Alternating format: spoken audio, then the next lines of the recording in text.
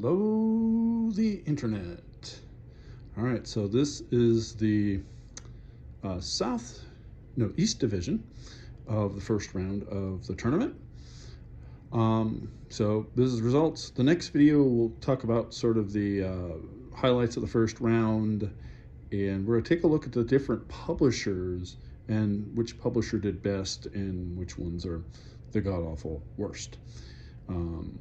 Stay tuned for that one. But this finishes up the first round, the last 16 teams in the tournament. Who made it through, who did not, and did any get kicked out of the library? So the answers to some of those is at least yes. So let's start off at the top of our bracket. We got the 1 seed versus the 16 seed, sorry. Penny Arcade is a Cryptozoic brand deck builder game. And it's all Cryptozoic games. It's a whole lot of fun. You've got a couple bosses to try to fight. You get sorts of cards. And whoever gets the most victory points wins. Versus the classic Clue. Try to figure out who the person is with what weapon and what room.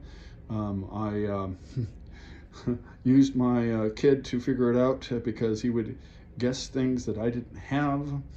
And that would lead me to figure out what he did have. Of course, you know, he would guess 3 things, and I'd have one of the 3, so I'd show him that one. But I figured out really quick. I think the game went like 3 or 4 rounds. It was a really quick game. So anyhow, Penny Arcade won with a score of 18-13.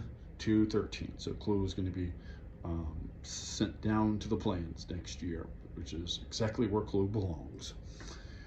Next is a couple interesting games. The 8 seed, Bring Out Your Dead, bong. Bring Out Your Dead, bong. And versus the classic, well, is it really classic? I guess at this point it kind of is classic, Pandemic.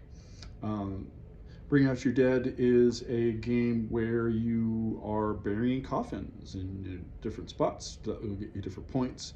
But you got to be careful which cards you use to bury which ones, because if too many get buried in a round, they all go in the drink and you lose points. Very interesting game. Versus Pandemic, co-op game. If you've never played it, you're trying to cure some diseases before too many outbreaks completely mess you up or you run out of cards in your deck. We managed to win, yay. Bring Out Your Dead only scored a 14.5, so a little bit of letdown for that. But Pandemic had a big showing, a 16.5, a rare upset, even though it's only 9 versus 8. A rare upset in this tournament because there haven't been a whole lot of upsets. And then we go to our 5-12 game, which in the sports tournament is always scary for the 5 seed. Not so much here.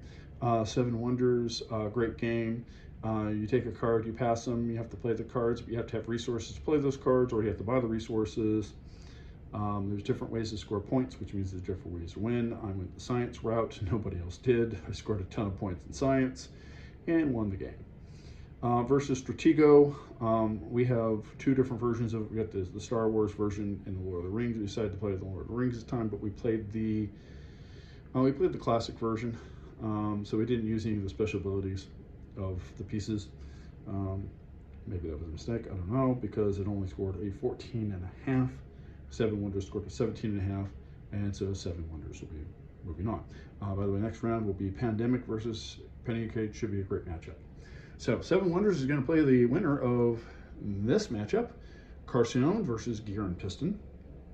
Carcione is a tile laying game where you also lay down your workers to try to score some points and get them back in your hand so you can play them again. There's an expansion with the Abbot, which makes the game really good, because even better, because otherwise you end up playing a bunch of tiles with nothing to do because there's a bunch of people there not to score. This is the 4-13, and Carcione scored 17. Gear and Piston of 14. Now usually 14 is safe, however my kid rated it kind of low. Gear and Piston is a tile game which doesn't have a lot of depth, and we played it twice, and on the second playthrough it's kind of clear that it really isn't going to change a whole lot. There's not a lot of replayability, and so even though I got a 14, it has been voted off. of the library, and it will no longer exist in our household once I get it sold. So that means Seven Wonders going to match up against Carcione in the next round. All right, now to the bottom half of the Eastern bracket. We've got the top ones now are going to be the underdogs. We've got Cthulhu Flux versus the 3-seed Ticket to Ride India. We don't play the Switzerland one. That map is too easy to absolutely cheese. I think that's the polite way to put it.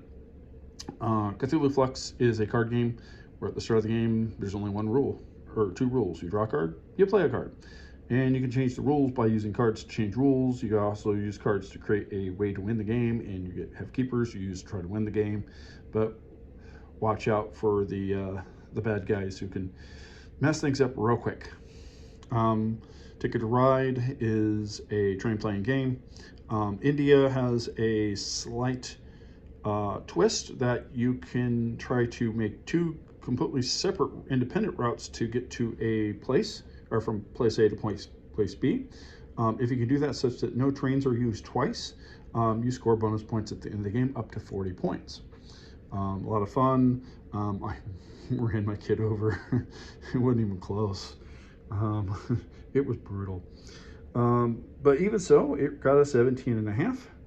Cthulhu Flux, great showing, but only got a 16, which means it won't move on, but it is the highest scoring game in the entire tournament that didn't move on. So it will probably be a 9 seed next year.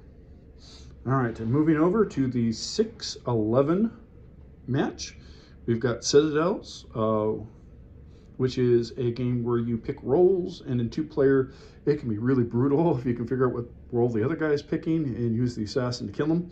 You're trying to build cards that are in your hand, which means you have to sometimes get cards in your hand. And once you build 8 of them, the game is over. Versus Stocks and Bonds, where you buy certain stocks, and different stocks will go up and down more reasonably, depending on if it's a bear market or bull market.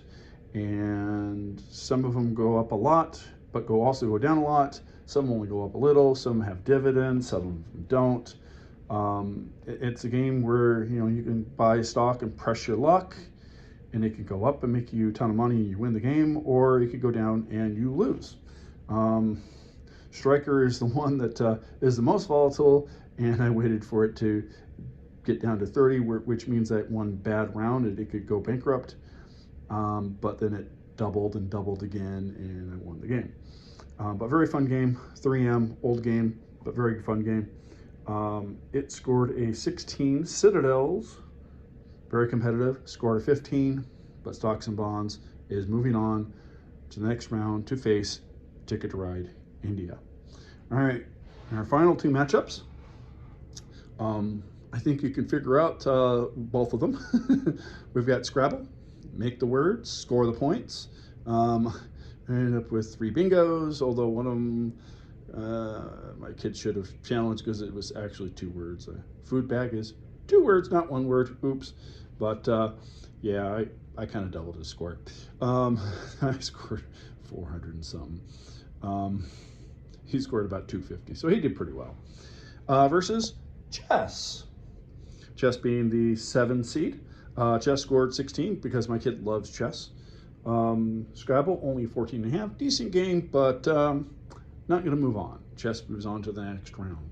And our final matchup of this division and the entire first round of the tournament is San Juan versus Star Trek deck building game, The Next Generation. San Juan is a game that is based on Puerto Rico. You have roles that you pick each round, and you use those roles to try to get cards and use cards to play cards. There's one card in this game that is absolutely OP, and it's the library. If you play the library early, you're guaranteed to win. My kid did. He won. I fought back, but it was close. But it's just too powerful of a card. But it scored 17.5, which means it is right now, I think, the number 3 team in the tournament based on scores from the first round. So very, very powerful showing by Song Won. Very good game. And then it says Ravenburger, but it was actually originally made by Rio Grande. So that'll make an interesting twist later when we talk about the power producers, the power publishers. Versus Star Trek, I don't think this one's as good as the original version. I'm not saying that the original version of Star Trek, the TV show, is better than the Next Generation. I'm not saying it's not. I'm just saying the card game is. We tried the Borg variant for the first time. I liked it a little bit better than the standard version. My kid did not, at least at first. And then when I kind of thought about it, it's kind of weird. So we'll probably play standard. And it scored a 14.5, so it is not making it on, but a good showing by the 15 seed, and it'll probably be a 15 seed again next year. All right, so San Juan will be competing against Chess in the second round. I think that one's not going to be very close. Watch out for the 4-5 matchup. That's going to be a close one next round because they scored 17.5 versus 17. Seven Wonders may pull a slight upset. Other than that, there we are. Everyone from this region that won moved on. So we only have 6 of the 9 16s in the 9 games that scored 16 or better in the play-ins are moving on. 3 of them are not. We chose randomly which one would move on of the 3. So Bella Magica is going to move on to the next round. Waterdeep is not. First Light is not. I'm a little sad about that, but and Wingspan is not. So Wingspan, a great game, but not quite good enough to move on to the next round. Those teams will most likely be 9 seeds next year. We'll see if they can have an upset next year. But that is all for the first round. We will have another video talking about going over, just kind of recapping sort of overall stats of the first round, as well as looking at the publishers, who did well, who did not, so that if you're at a auction with board games, which publishers do you want to buy, and which publishers do you just kind of stare at and shake your head and go, oh, there's no way in heck I'm buying that.